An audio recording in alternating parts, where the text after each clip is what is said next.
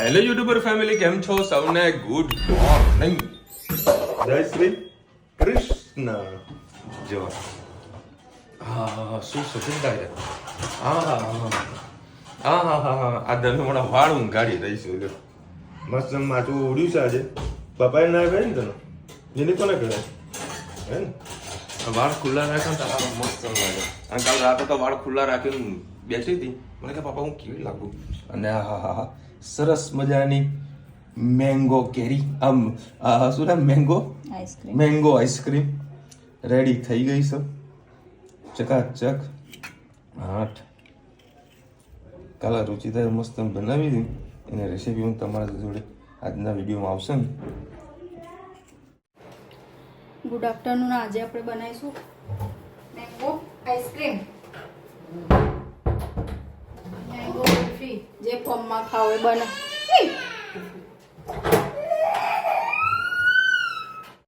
Good afternoon. આજે આપણે બનાવીશું મેંગો કુલ્ફી.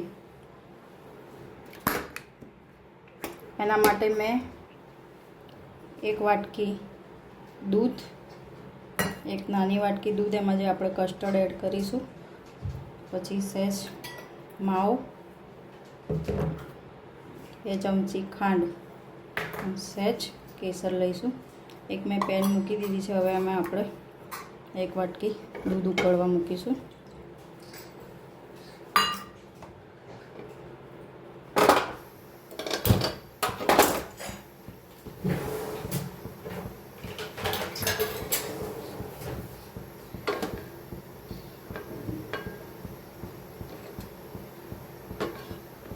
દૂધ ગરમ થાય ત્યાં સુધી આપણે 1 વાટકી હતું એમાં દૂધ, એમાં એક કસ્ટર્ડ નાખી દઈશું, 1 ચમચી વેનીલા કસ્ટર્ડ,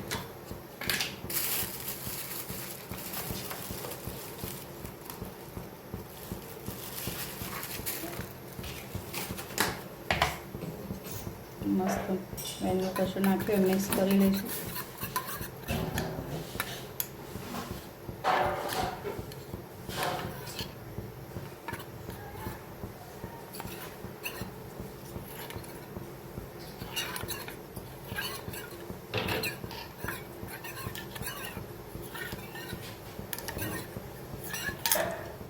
દૂધ થોડુંક જ હતું એટલે જલ્દી ઉકળી ગયું અને ઉકળું પણ આવી ગયું.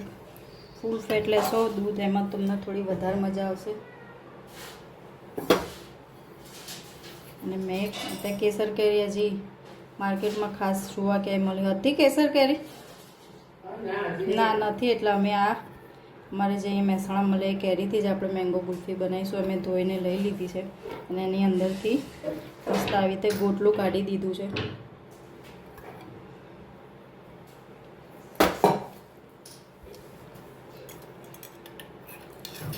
દૂધનો ઉભરો આવી ગયો. હવે આપણે થોડો એમાં 2-3 તાતણા કેસર એડ કરીશું અને ધીમે ધીમે વેનીલા કસ્ટર્ડ જે ગોળેલો હતો એ નાખીશું.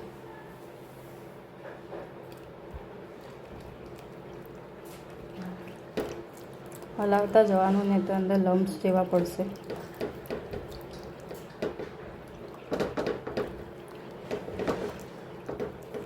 નાખીશું એટલે તરત જ જાડું થઈ જશે દૂધ.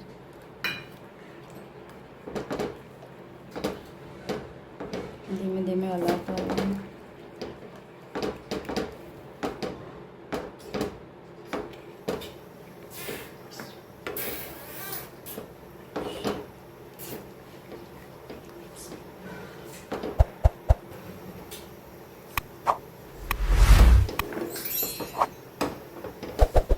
તમારામાં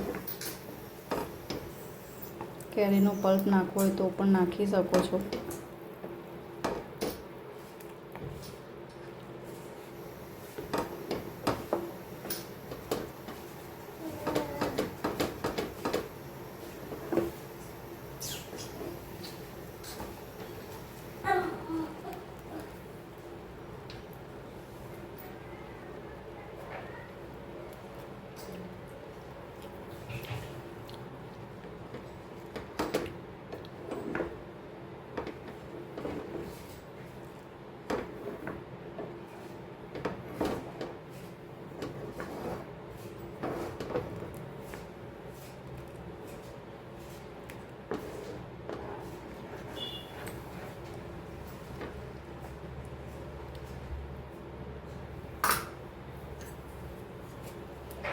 થોડી માવાની જરૂર, થોડું એડ કરીશું, થોડી ખાંડ એડ કરીશું.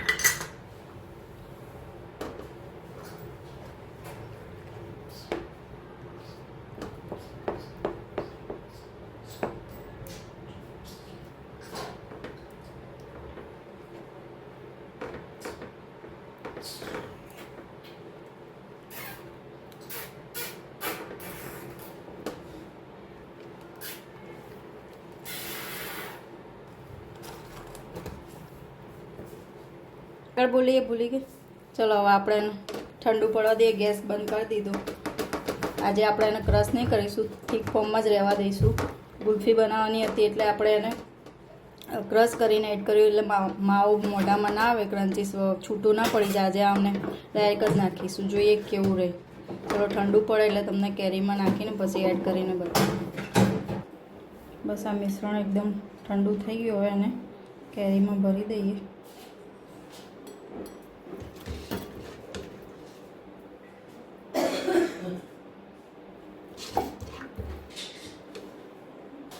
બસ આ મિશ્રણ આપણું ભરાઈ ગયું. હવે આપણે ઢાંકીને 7 થી 8 કલાક માટે કેરીને ફ્રીઝરમાં મૂકી દઈશું. પછી તમને કટિંગ કરીને બતાવું. મારી કેરીની રેસીપી, મેંગો ગુલ્ફીની રેસીપી કેવી લાગી કમેન્ટમાં ચોક્કસથી કહેજો, શેર કરજો. આવજો. જય શ્રી કૃષ્ણ. જય શ્રી કૃષ્ણ સૌને. મારા સવારના રસોડામાં આપનું સ્વાગત છે. આજે બનાવીશું ચણાની દાળ અને પાલક. મેં થોડું જીરું નાખી દીધું છે. જીરું તતરી જાય એટલે આદુ, મરચાં અને લસણ, સાથે એક નાનો કાંદો, ડુંગળી સુધારી છે.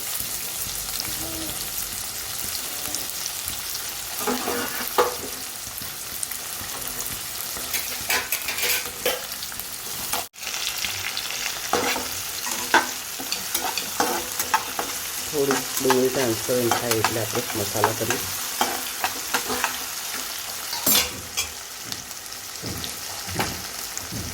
સાથે સાથે ટામેટાં નાખી દઈએ.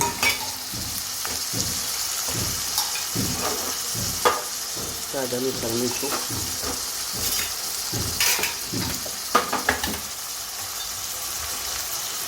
હળદર, લાલ મરચું, હિંગ, ધાણા જીરું, ગરમ મસાલો સરસ બધું મિક્સ કરી લઈએ.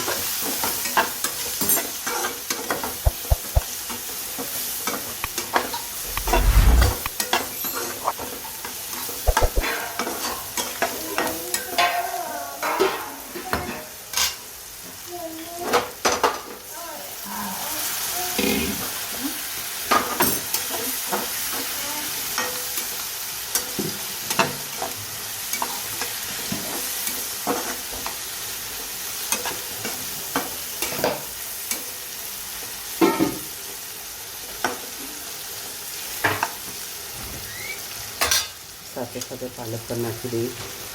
મસાલા સાથે પાલક સરસ ચડી જાય.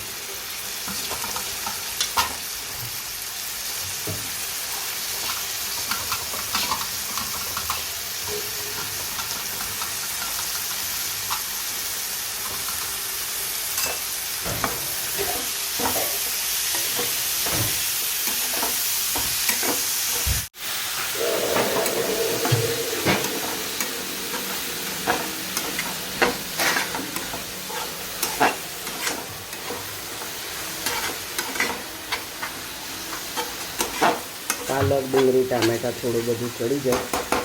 ડુંગળી તેને ઢાંકી અને થવા દઈએ.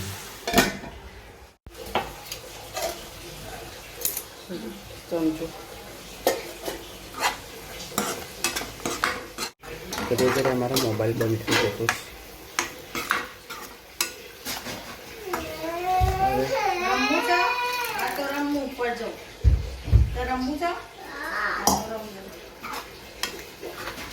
ચણાની દાળ બોઇલ કરીને રાખી તે નાખી દઈએ આપણે.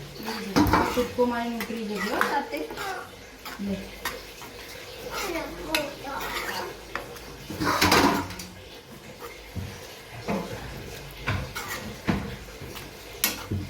આ દાળ રોટલી પરોઠા ભાખરી સાથે ખાવામાં ખૂબ જ મજા આવે છે. લાસ્ટમાં થોડાક આપણે ધાણા નાખી દઈએ. સરસ આપણે ધાણા નાખી દઈએ. કોમેન્ટમાં ચોક્કસ છે કે જો અમારી પાલક ચણાની દાળ તમને કેવી લાગી. જય શ્રી કૃષ્ણ સૌને. મારા સાંજના રસોડામાં આપનું સ્વાગત છે. સાંજે હલકી ફુલકી ભૂખ માટે આપણે બનાવીશું પૌવા. થોડા મરચાં તળી દીધા છે, એના પર થોડુંક મીઠું નાખી દઈએ, રઈ નાખી દીધી છે, અને અંદર નાખ્યા સિંગદાણા, ડુંગળી,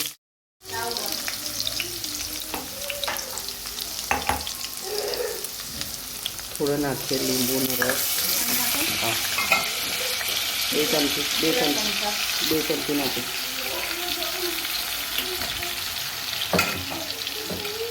થોડી હિંગ, હળદર, પેલો મસાલો કાઢજે નથી ખાવાનો. અંદર નીચે ચા બાજુ જીરાવન મસાલો, લાંબી બોટલ છે જો પ્લાસ્ટિકની.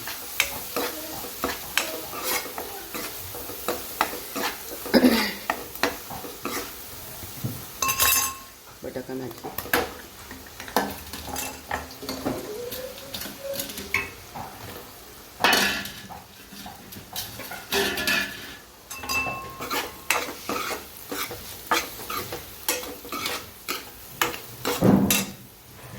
મીઠું નાખ્યું નથી, સ્વાદ અનુસાર મીઠું નાખી દઈએ.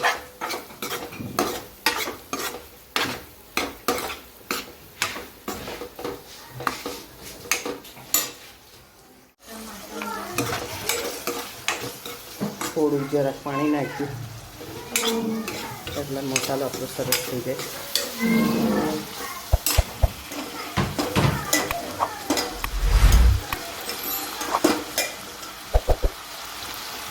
પૌવા નાખી દઈએ. ખોલીએ મસાલો ચમચી જેટલો. જીરાવન મસાલો નાખીએ 1 ચમચી. ધાણા,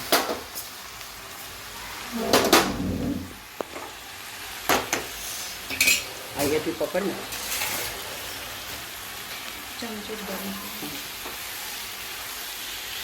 સરસ બધું મિક્સ કરી લઈએ.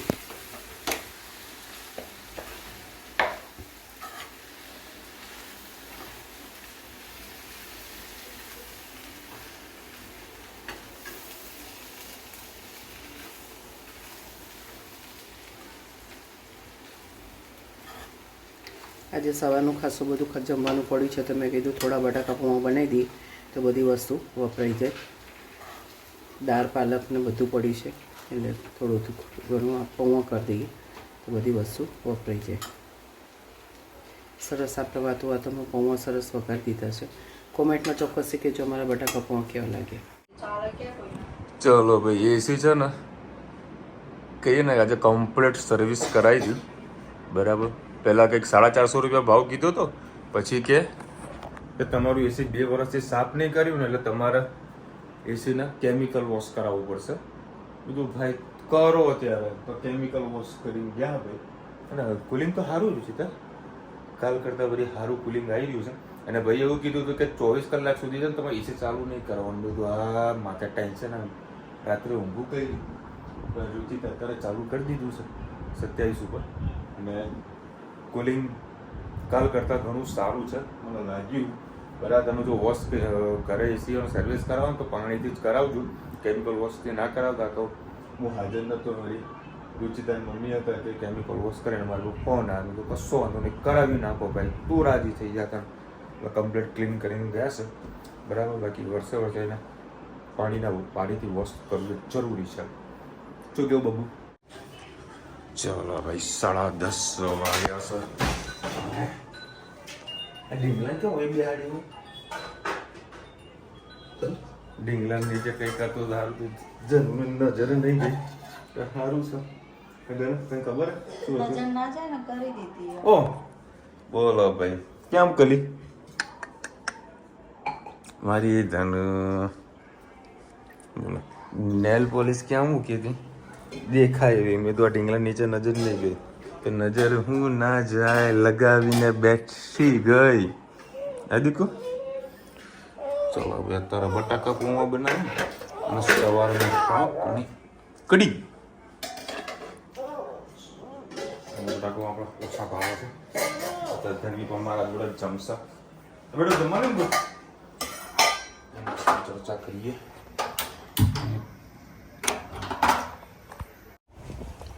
આપણા જીવનમાં છે ને કોઈ વસ્તુ વિચારીએ ને હંમેશા એવું કદાચ થઈ જતું હોય છે.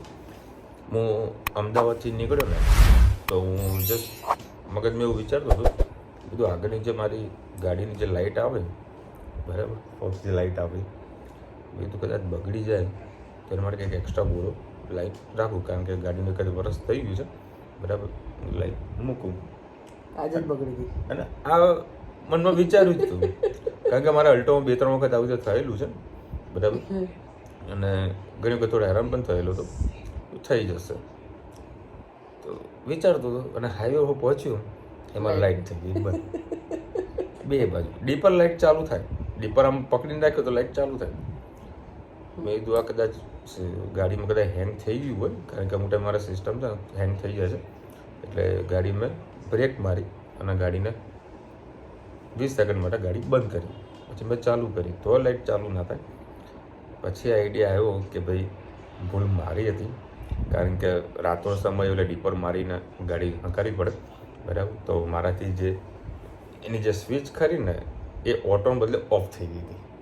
વધારે પડતું પ્રેશર આપતી તે ઓફ થઈ ગઈ હતી. પછી મેં ઓટો કરી પછી લાઇટ ચાલુ થઈ એટલે બાય મિસ્ટેક વિચારેલું પણ બાય મિસ્ટેકમાં આવું થઈ જાય છે. અને આજે તો મેં પેટ્રોલ પી લીધું હતું બાઇકનું. કાલે એક ભાઈબંધ બાઇક લઈને ગયો હતો બધું પેટ્રોલ તો હશે જ. આજે સવારે જેવો દુકાનેથી નીકળ્યો ને મતલબ મારા પાર્કિંગથી મારા ઓફિસ જવા માટે બાઇક લઈને નીકળ્યો ને તો રસ્તામાં પેટ્રોલ પૂરું થઈ ગયું. મારે હાલ બચા તે પાછું એ બાઇક મારું કોર્ટમાં મૂક્યું સેફ્ટીવાળું કોર્ટ બરાબર ત્યાં બાઇક મૂક્યું પછી ચાલતો તો ઓફિસે ગયો. બપોરે કસ્ટમરનો ફોન આવ્યો કે હિસાબે મને લેવા આવો. મેં કીધું ભાઈ તડકો વધારે તમે આવી જાઓ સાથે કે ના આવવું જ પડશે કારણ કે મેં પગમાં બાધા રાખેલી છે ચપ્પલ ના પહેરે. મેં કીધું ભલે એ થાય તારું. ભાઈ પેટ્રોલ એક પાણીની બોટલ લીધી બીજા ભાઈનું બાઇક માંગ્યું અને ભાઈને લેવા ગયો. ત્યાંથી ગયો પેટ્રોલ પંપે. પેટ્રોલ પંપવાળા કીધું પેટ્રોલ પતી ગયું છે તો હવે બોટલમાં ભરી આપતો. ભાઈએ ના પાડી તો કશો વાંધો નહીં આ બાઇકમાં નાખી દે. તે પેલી છોકરીએ મને વળી પાઇપની મૂડી આલી કે આમાં પેટ્રોલ તમે ખેંચી લો. પહેલી વખત મેં ખેંચ્યું એવું સ્મેલ આવે પેટ્રોલની. પણ મારે બાઇકનો બહુ બેસ્ટ ફાયદો તમને કહી દઉં મારો પર્સનલ અનુભવ. જ્યારે પણ મારું કોઈ સાધન મારું બાઇક બગડે ને બગડવાનું 99.99% પેટ્રોલ હોય બીજું કશું જ ના હોય. Only for petrol. પેટ્રોલ જ પતી જાય નજીક જ હોય કોઈ તકલીફ નથી પડતી. અને કાલે છે 11. મમ્મી એવું કહે છે કે તું કેવી 11 કરવાની મીઠા વગરની તો બનાવીશું કાલે મીઠા વગરનું. તારે ના રહેવાય તો તું તારી રીતે જે કરતો હોય કર મેં મારું કરી દઈશ. અચ્છા કર્યું તો ભેગું પતી જાય. તું નહીં રહી કેમ એ તમારે આખો દિવસ કામ ધંધો કરવાનો અમારે તો ઘરે બેસવાનું. અમારે તો ગમે તે તમને ભૂખ લાગે તો ખાઈ લઈએ મોરી વસ્તુ. તમે ક્યાં ખાવ છો? કશો વાંધો ને રેગ્યુલર રુચિ જે વ્યવસ્થિત બનાવીને આપો છો બટાકાનું શાક અને ફરાળી રોટલી એ ખાઈ લઉં છું. અને ફ્રૂટ તો ઓલવેઝ લઈને જાઉં છું ઓફિસે મસ્ત ખાવાનું. આજે કેળા લઈ ગયો હતો. ચલો મજા આવે. ઓકે એક ભરતભાઈની કોમેન્ટ આવી છે અમે પણ સૂર્યમુખી ડાલડા ઘી ખૂબ જ ખાધું છે હવે આવતું નથી. પીળા કલરનું પાઉચ આવતું હતું સૂર્યમુખી. આ સૂર્યમુખીનું તમારે બ્રાન્ડનું નામ નથી ખબર પણ ડાલડા કરીને ઘી આવતું હતું એ અમે ખાધેલું છે. પહેલે એક માણસ કમાવાળો તો 10 જણા ખાવાવાળા હતા તો પછી એવી રીતે કરીને જિંદગી તો કાઢવી કે નહીં. અને ડાલડા ઘી મને ખબર છે ત્યાં સુધી જે સરકારી જે પેલું અનાજ મળે શું કહેવાય ને સરકારી અનાજ મળે કંટ્રોલ કહું કંટ્રોલ એક કંટ્રોલમાં મળતું હતું. મેં ખાસ કરીને જ્યારે દિવાળી આવતી ને તો 15 દાડા 20 દિવસ પહેલાં એ બધાને વનસ્પતિ ઘી જેને કહેવામાં આવતું હતું એ આપતા હતા. એ વખતે શું ભાવ ચાલતો મને આઈડિયા નથી. બાકી અત્યારે એક ભાવ જે આસમાને ચડ્યો છે એ સોનાનો છે, બરાબર, લાખ ઉપર પહોંચી ગયું છે. હવે જતું રહ્યું, લાખ રૂપિયા પહોંચી ગયું છે. હવે સોનું લેવું એક સપનું થઈ જવાનું છે. હવે કોઈ બોલતા નહીં આ લેવું છે પેલું લેવું છે. અમારે તો કઈ લેવું નહીં. હા, હવે બગાસુરું મોંઘું ના થઈ જાય તો સારું એ બાબતમાં. ચાંદી એ બી ખાસું લાખ પહોંચી ગયું. મમ્મીએ ખોટું વેચી માર્યું હતું 72,000 રૂપિયામાં. આજે ના વેચ્યું હોત આ કિસ્મતની વાત છે, બીજા કોઈની વાત નથી. તો કેટલા 250 રૂપિયા ફાયદો થઈ જાય. 250 નથી મારે. એટલે ખબર પડી ગઈ ને કેટલું ચાંદી હતું એમ. જે ગયું એને ના યાદ કરવાનું. જે ચલો છે એને- ચલો એક મસ્ત આનો આન્સર આવજો. 250 રૂપિયા નુકસાન ગયું હોય, બરાબર છે, તો મમ્મી ચાંદી કેટલા રૂપિયાનું લીધું હશે કોમેન્ટમાં કહેજો. કેટલું પણ 250 500 250 રૂપિયા જો આજની તારીખમાં વેચે, મૂળ કિંમતના આજની તારીખમાં જો વેચે તો 250 રૂપિયા મમ્મીને ફાયદો થાય. તો કયો કે ચાંદી કેટલું હશે કોમેન્ટમાં કહેજો. એનો ફોર એક્ઝામ્પલ આજનો ભાવ લાખ રૂપિયા છે, એનો આન્સર મને આપજો. જોઈએ કાલે ગોથે ચડાવીએ બધાના. ચલો મળીશું નવા વિડીયો સાથે, નવા મોજ મસ્તીની સાથે. ત્યાં સુધી અમને આપણા જય હિન્દ, ભારત માતા કી જય. અને વિડીયો ગમે તો ફટાફટ લાઈક કરો, શેર કરો, સબસ્ક્રાઈબ કરવાનું ભૂલતા નહીં. રાધે રાધે. રાધે રાધે.